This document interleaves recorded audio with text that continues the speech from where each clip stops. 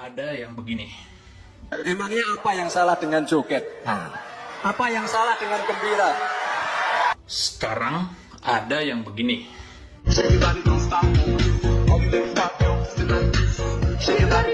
Terus hasilnya begini.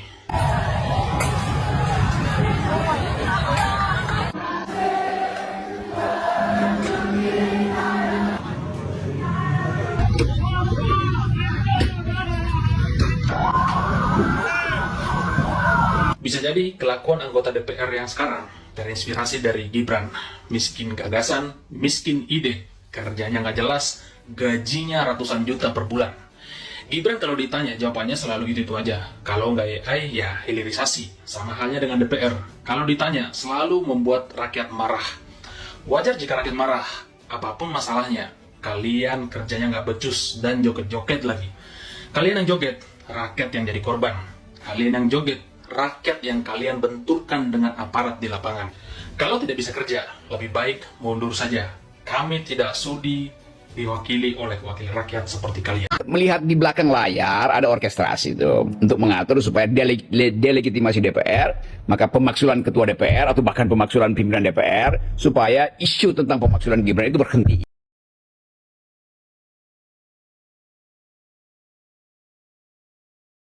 Akhirnya si Dasko klarifikasi soal tunjangan rumah DPR. Katanya yang disampaikan kemarin kurang lengkap. Jadi diberikan 50 juta per bulan selama setahun buat ngontrak selama 5 tahun. Kalau kita teliti ini logikanya jelas janggal. Kalau benar emang buat ngontrak selama 5 tahun, kenapa harus diberikan per bulan hanya selama setahun? Kenapa nggak sekalian aja sekali buat 5 tahun atau 5 kali selama 5 tahun dengan jumlah yang masuk akal? Jadi pernyataan ini bukan sebuah klarifikasi tapi lebih mirip retorika pembelaan yang dipaksakan alias ngeles. Nanya itu arahnya kemana? Saya bilang itu ada orang yang dendam pada PDIP itu kira-kira sehingga ada spanduk turunkan Puan Maharani kan. Jadi Wah, pemakzulan lagi. jadi justru itu. Jadi kita mulai melihat di belakang layar ada orkestrasi itu untuk mengatur supaya delegitimasi DPR, maka pemaksulan ketua DPR atau bahkan pemaksulan pimpinan DPR supaya isu tentang pemaksulan Gibran itu berhenti. Kira-kira begitu. Oke, goal. Tapi Mama tahu lah pikiran itu. Ya mungkin sekarang Mama lagi euforia ikut panci di situ, tapi lama-lama mereka tahu jangan sampai panci kita itu dipakai untuk menghalangi Gibran dimaksulkan. Atau untuk menjatuhkan Presiden Prabowo. Ya kan itu nih. intinya begitu. Jadi ujungnya kira-kira begitu. Pantas lagi mempermanis-manis pergi lihat pacu jalur, ketemu pasukan merah di Kalimantan. Besok entah kemana lagi gitu ya. Kan gara-gara pacu jalur tuh didatangin sama seorang tertentu itu, yang juara-juara yang terkenal seluruh dunia itu kalah semua tuh. Bawa sial juga ternyata. Dia mestinya dia ikut tanam pohon kan setelah pacu jalur si rapper dari Amerika itu ikut tanam pohon karena diajak sama si Kapola kawan kita itu. Oh, oke. Ini pertama kali rapper. Jadi apa harapan kita ini? Tetap kita menghitung bahwa kepastian politik harus hadir melalui radical break. Jadi menjelang 1 tahun. Radical break itu maksudnya kan biar jelas nih sama pemirsa. Iya, Semacam rem kejut ya. Rem kejut, kemudian akselerasi baru kan begitu kan. Nah kita melihat Pak Prabowo bukan seberani apa, setaktis apa untuk membaca pikiran publik. Publik menghendaki radical break. Singkirkan yang lama itu, gantikan pas rem, pasang ya kalau bisa pasang booster untuk naikkan speed kan itu intinya kan. Jadi yang jelas bahwa di kepala orang ini Presiden Prabowo harus ambil jarak dari Solo kan gampang kan itu kan. Nah ini kita mau hitung sekarang tuh. Kalau dia tidak bisa lakukan itu, maka kesulitan ekonomi akan crossfire dengan kegelisahan politik dan itu bisa betul-betul menimbulkan ya reformasi jilid 2 segala macam tuh. Jadi kalau anak-anak mahasiswa minta pemakzulan, saya pribadi akan ikut dukung. Kita harus mau itu tadi radical break itu. Anak-anak mahasiswa siap ya kita semua. Ngompor. Tapi ikuti jalan pikiran akal sehat. Yes. Itu. Ikuti juga aturan hukum, aturan main, Ya, oke. adat yang benar. Nah yang lebih penting aparat itu jangan halangi mahasiswa untuk demo. Karena yang tadi itu ya pimpinan mahasiswa nggak ada di situ. Ya. Jadi kita mulai melihat ini dari mana masalahnya itu. Tetapi kita hormati itu bahwa betul-betul rakyat. Ya, tapi kalau kita analisis secara serius hanya dengan Gibran jadi presiden seluruh seluruh kecemasan Pak Prabowo, Pak Jokowi itu diselamatkan kan, cuma itu dasarnya kan. Iya, iya, iya. Nah, tinggal itu impian beliau, impian Pak Jokowi. Dia akan diselamatkan oleh siapa? Ya bukan oleh Prabowo, bukan oleh masyarakat sipil, bukan oleh jurnalis. Dia akan diselamatkan oleh keluarganya sendiri. Karena itu dia Kalau maksimalkan. Gibran jadi presiden. Yes, dan ambisi itu tetap ada di kepala seseorang yang Pasti pernah ada. ketagihan kekuasaan. Iya, kecanduan. Kecanduan kayak. Addicted. Nah, kemudian gimana melihat apa namanya? Tentu dari kubu Pak Prabowo gitu ya, dan koalisi tentu nggak akan tinggal diam kan melihat masalah ini. Kelihatannya minggu depan.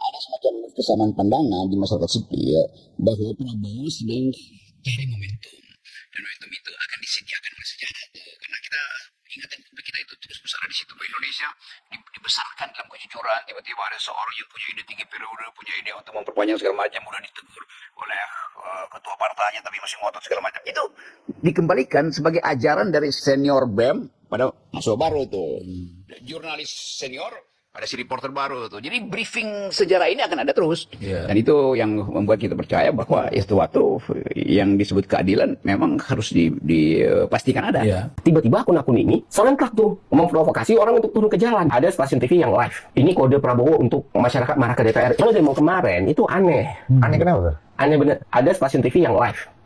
Sebelumnya tuh nggak pernah ada stasiun TV yang live. Nggak ada titik medis. Nggak ada suplai logistik. Jadi kayak masalahnya tiba-tiba datang. Dan anehnya, aku harus ngomong kayak gini karena waktu orang nanya, kenapa bang lebih ini? Anehnya adalah, kan kita tahu akun-akun yang pro government ya. Beberapa akun pro government justru mendukung supaya demo ini terjadi. Akun-akun yang dulunya itu selalu memfitnah kita.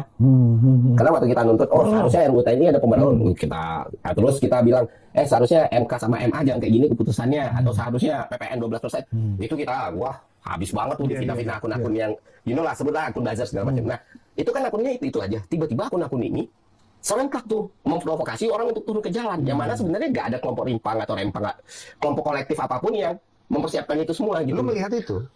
Everyone. Seolah-olah tidak well prepared. Ininya, nggak ada lah kelompok-kelompok. Dulu tuh setiap ada aksi atau apa, poster tuh masih organik. Artinya poster tuh emang buatan tangan, atau buatan desain. Nggak ada tuh orang-orang bakal main AI. Atau nggak ada tuh tiba-tiba ada kayak, ini kode Prabowo untuk masyarakat marah ke DPR. Itu nggak pernah narasi yang dipakai teman-teman yang selama ini memang berjuang. Itu nggak pernah. Makanya semua orang kaget. Triggernya apa?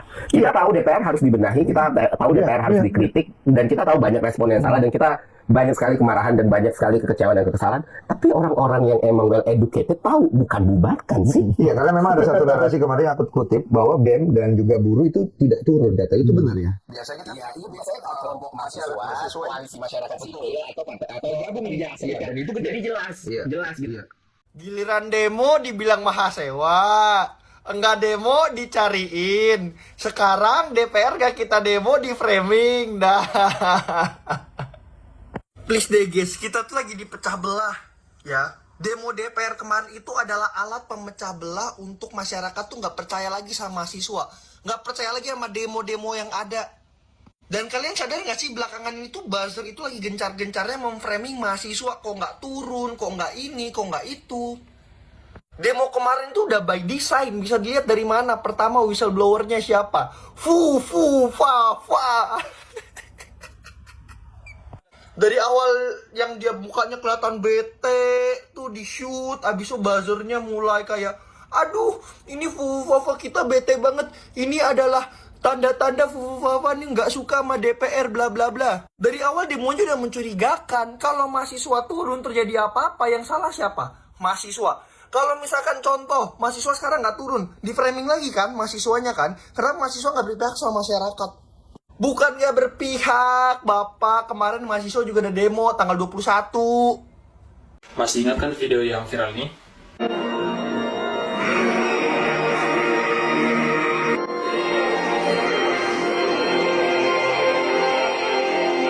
Faktanya begini.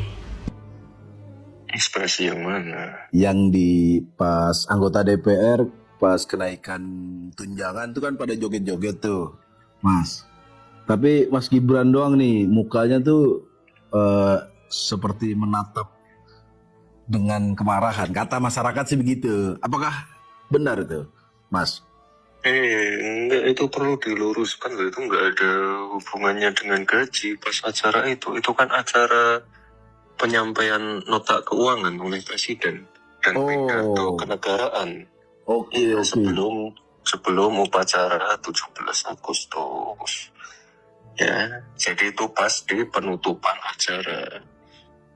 Saya cuma sampaikan satu hal, berhentilah mengglorifikasi seseorang yang tidak memiliki kapasitas dalam pemikiran maupun dalam perbuatan serta pengalaman. Gibran tidak marah dalam joget-joget itu. Gibran tidak marah dalam konteks itu. Tetapi dia sendiri mengakui bahwa mukanya emang seperti itu. Emang datar, alias tidak mikirin apa-apa. Para buzzer Fufu Fafa anggap Gibran marah melihat aksi joget-joget. Lantas mengapa saat kampanye Gibran pernah ngomong seperti ini? Ada yang bilang Pak Prabowo dan Mas Gibran ini hanya joget-joget aja, nggak ada gagasannya. Joget. Iya. Ya, emangnya apa yang salah dengan joget? Apa yang salah dengan gembira? Ya, ternyata aksi demo bubarkan DPR kemarin ditunggangi oleh para buzzer-buzzer yang terafiliasi dengan Fufu Fafa. Bayangkan saja, masyarakat mau menyampaikan aspirasi, tapi malah ditunggangi demi pencitraan Fufu Fafa untuk 2029. Mereka bikin narasi seakan-akan mendukung pembubaran DPR yang memang di sana tidak ada PSI. Jadi kalau DPR bubar, PSI nanti dianggap oleh masyarakat partai yang paling bersih dan suci. Padahal Ketua DPW PSI Kaltara kemarin baru saja ditangkap dan menjadi tersangka kasus korupsi. Lah ini kan kampret. Dan pencitraan itu bisa dilihat dari banyaknya postingan konten seperti ini. Coba baca komentarnya. Banyak sekali komentar para buzzer Fufu Fafa yang halu. Bahkan ada juga yang komentar, jangan remehin darah keturunan Jokowi. Hanya Gibran saja yang mengerti perasaan rakyatnya. Nah ini apa-apaan? Bikin konten seakan-akan Gibran ini marah dan berlawanan dengan anggota DPR. Padahal kalau dipikir-pikir ya, mayoritas anggota DPR adalah pendukung Gibran. Kecuali PDI Perjuangan sendiri yang berlawanan. Nah, yang lucunya lagi adalah dari sekian banyak anggota DPR, tapi mengapa yang dijadikan sasaran tembak hanya Mbak Puan? Lah ini kan jadinya semakin jelas siapa di belakang mereka. Nah jadi gimana? Masih mau percaya dengan pencitraan buzzer Fufu Fafa? Oh, jadi ini tujuan demo DPR. Coba pastikan nggak sih dengan yang ini nih? Janji kampanyenya dulu mau jadi capres kan ada di situ. Tipuannya itu bakal naikin gaji pejabat. Nah, ya kan? Makanya sebelum milih itu dilihat dulu, baca dulu, jangan asal milih aja.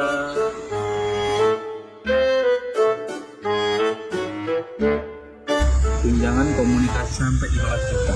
Nah, itu mau jualan pulsa, buka counter atau gimana sih?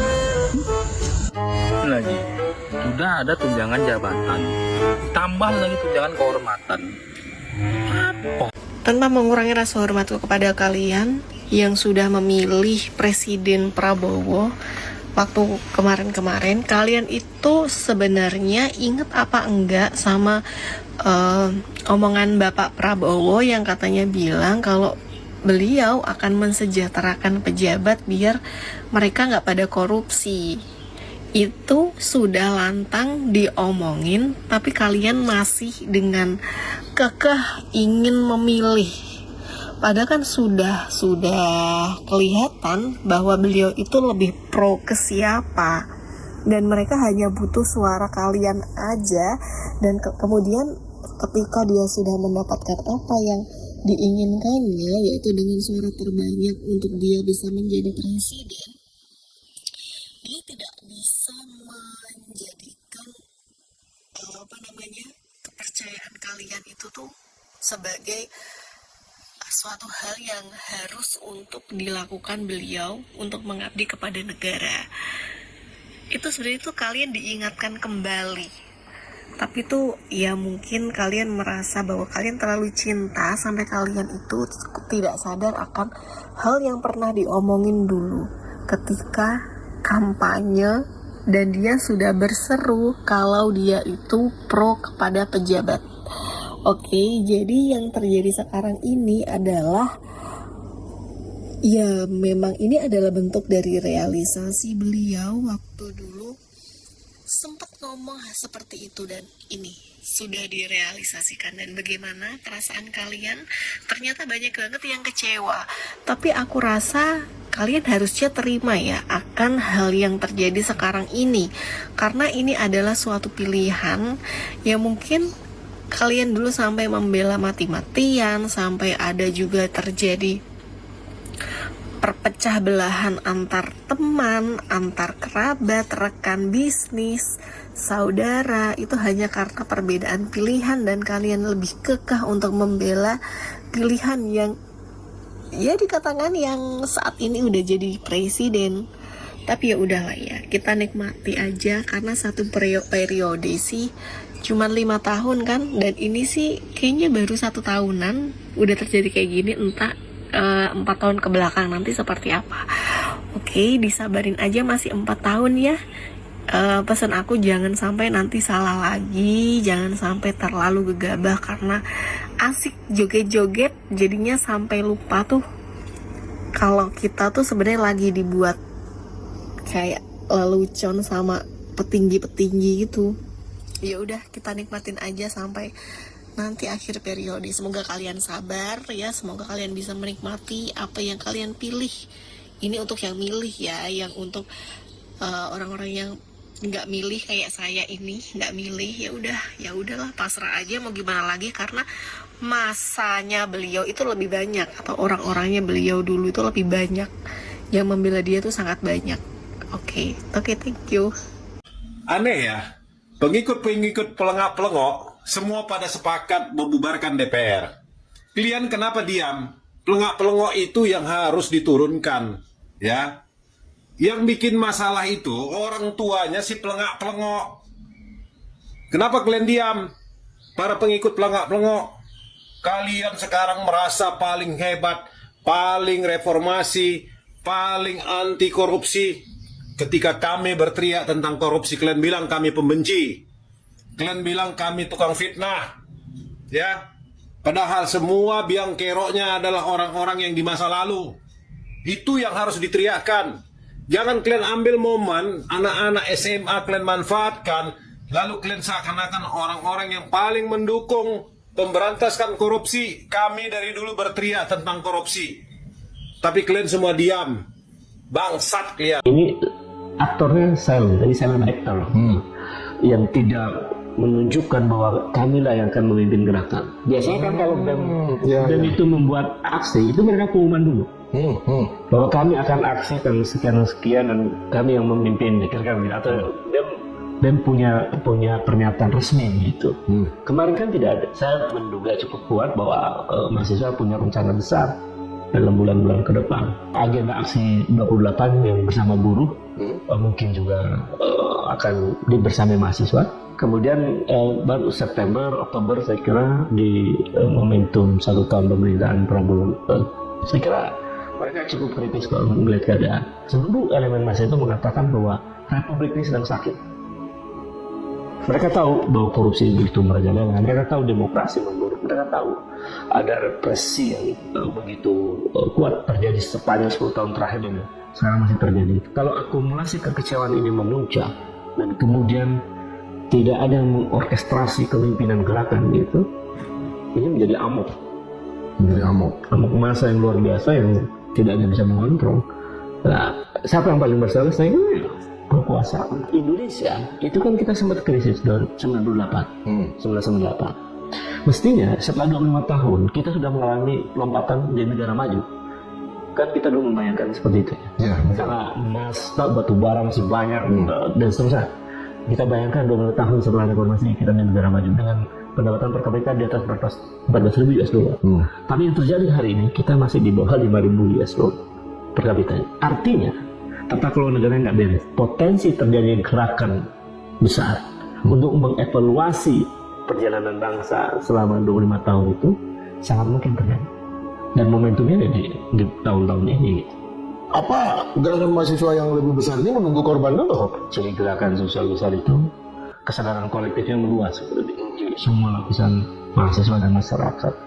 Kalau itu terjadi ya tanpa harus ada korban, mestinya perubahan bisa terjadi. Jadi Jokowi itu kepada Pak Prabowo ini bukan hanya mewariskan hutang, bukan hanya mewariskan krisis anggaran dan krisis fiskal, tapi juga mewariskan personal sampah yang akhirnya bermasalah hari ini. Ngeri kali. Ya memang Bang, buktinya Noel ini kan korupsi, dia ketua Joman, Jokowi Mania. Terus ada Budi Ari yang terduga judol kan.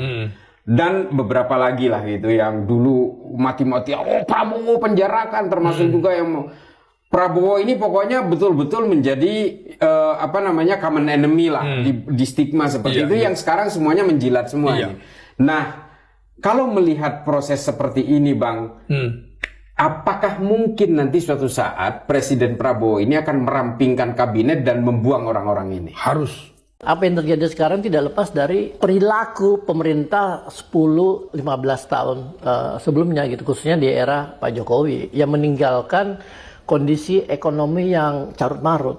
Utang besar gitu ya? Utang besar menumpuk, kemudian beberapa proyek-proyek infrastruktur yang punya potensi mangkrak yang sangat tinggi, ya, belum lagi kondisi industri kita yang menurun, ya.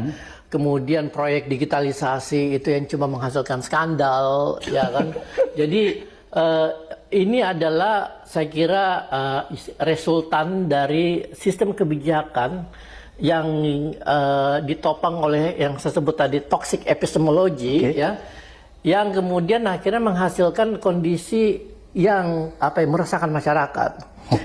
Cuma kekhawatiran saya gini Bang, situasi ekonomi ini kan sekarang sedang menurun ya, dan biasanya masyarakat Indonesia itu punya daya tahan atau resiliensi yang sangat tinggi.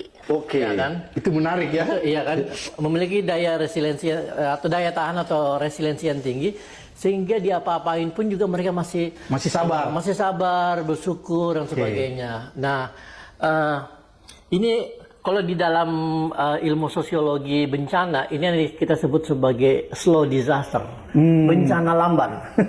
Bencana lamban yang terjadi pelan-pelan, ya, kemudian akhirnya masyarakat mencoba beradaptasi, tetapi kita akan sampai satu titik di mana ketika bencana ini itu udah sangat dalam, dia bisa meledak. Seperti tahun 98 kira-kira salah satunya itu, ya.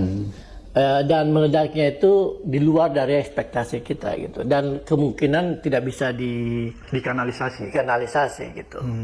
Dan ya kalau misalnya itu terjadi sudah terlambat untuk melakukan dialog, diskusi atau berbicara dengan publik, karena publik sudah terlanjur marah. Apa yang ada di Pati dan di Bone itu adalah letupan-letupan kecil dari satu potensi ledakan yang sangat besar kalau misalnya ini tidak diantisipasi dari sekarang. Saya melihat orang-orang yang posting, yang teriak-teriak turunkan Prabowo, gaspol tanpa rem, kayaknya dari salah satu partai yang baru saja ganti logo. Ini loh yang lagi demo di DPR ini loh. Saya melihat keseriusan itu melengsarkan Prabowo Subianto. Kalau kalian mau berlogika sedikit, andaikan kalian tidak setuju dengan anggota DPR, terus sekarang membubarkan DPR, apa alasannya coba? Kalian kan demo DPR karena merasa anggota DPR tidak berempati, tidak punya empati ke rakyat. Seperti itu kan narasi kalian. Sementara yang menaikkan haji DPR kan presiden barusan. Saya bukan tidak setuju dengan kalian demo, tapi demo kali ini menurut saya sudah tidak murni dari rakyat tuh. Indikasinya apa? Ini.